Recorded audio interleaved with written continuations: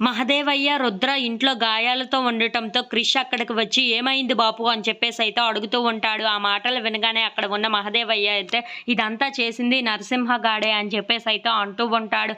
ఆ మాటలు వినగానే అక్కడ ఉన్న క్రిష్ అయితే చాలా కోపంగా నరసింహ దగ్గరకు వెళ్తూ ఉంటాడు. ఇంతలో అది చూసిన సత్య మాత్రం ఆగు క్రిష్, నేను చెప్పేది కాస్త విను, ఇదంతా చేసింది ఆయన కాదు అని చెప్తూ వినిపించుకోకుండా నరసింహ దగ్గరికి చాలా కోపంగా క్రిష్ వెళ్తూ ఉంటాడు.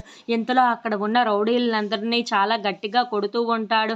ఇంతలో అక్కడ ఉన్న నరసింహాన్ని కిందన వేసి మరి ఏంటి మా బాపు మీద అటాక్ చేయడానికే నీకు ఎంత ధైర్యం ఉంటే ఇలా చేస్తావురా అని చెప్పేసి అయితే అంటూ తన దగ్గర ఉన్న ఒక కత్తిని తీసి ఆ నరసింహకి గట్టిగా పొడిచేసి తనని చంపేస్తూ ఉంటాడు. అది చూడగానే అక్కడ ఉన్న వాళ్ళందరూ అయితే ఒక్కసారిగా షాక్ అయిపోతూ ఉంటారు. ఇంతలో న్యూస్లో అక్కడ ఎమ్మెల్యేగా అభ్యర్థిగా పోటీ చేయవలసిన నరసింహాని ఎవరో దుండగులు చంపేశారు, అందుకే ఇప్పుడు ఎన్నికలు నిలిపివేయబడుతున్నాయి అని చెప్పేసి అయితే అంటూ న్యూస్లో వస్తూ ఉంటుంది. అది చూడగానే ఇంట్లో ఉన్న వాళ్ళందరూ అయితే ఒక్కసారిగా షాక్ అయిపోతూ ఉంటారు. ఇంతలో అక్కడ ఉన్న మహదేవయ్య, రుద్ర వాళ్ళు అయితే చాలా సంతోషిస్తూ ఉంటారు.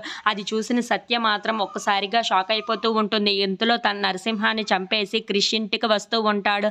ఇంతలో అది చూసిన సత్య మాత్రం చాలా కోపంతో కృష్ణని చూస్తూ ఉంటుంది. ఇంతలో ఇంట్లో ఉన్న వాళ్ళందరూ అయితే ఏంటి వీడు ఇలా చేశాడు అని చెప్పేసి అయితే అనుకుంటూ ఉంటారు. అది చూసిన మహదేవయ్య మాత్రం క్రిష్ ఇంటికి రావటంతో నువ్వు నా కొడుకు అనిపించుకున్నావురా, నాకు చాలా మంచి పని చేసావు, నా పేరు నిలబెట్టే వాడివే అవుతావురా నువ్వు ఎప్పటికైనా అని చెప్పేసి అయితే కృష్ణ ముద్దులు పెడుతూ హగ్ చేసుకుంటూ ఉంటాడు. అది చూసిన సత్య మాత్రం చాలా బాధపడుతూ ఎందుకు ఇలా చేసావు క్రిష్ అని చెప్పేసి అయితే తన మనసులో అనుకుంటూ ఉంటుంది. If you like this video please subscribe.